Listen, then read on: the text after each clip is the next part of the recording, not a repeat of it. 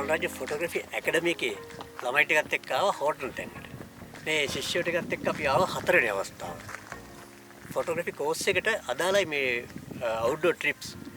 ඒ කියන්නේ ෆොටෝ ගන්න camera setting ඔක්කොම බිත්ති හතරක් ඇතුලේ ඉගෙන ගත්තට වැඩක් නැහැ. ඒ ළමයි ප්‍රැක්ටිකලි වැඩේ කරලා බලන්න ඕනේ ඇත්තටම මේ වැඩේ කරනවාද කියලා.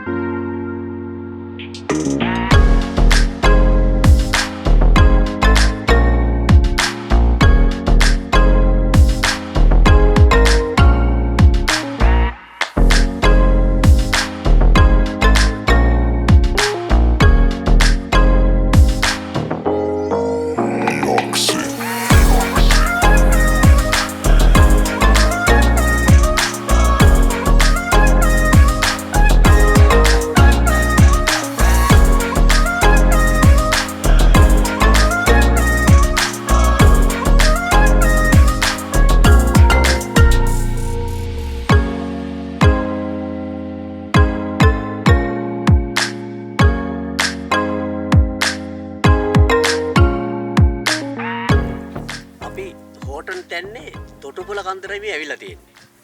අතුල රණරාජ ෆොටෝග්‍රැෆි ඇකඩමි එකේ කට්ටියත් එක්ක ප්‍රායෝගික වැඩ සඳහා ආපු ගමනේ සුන්දරම තැනක් මේ.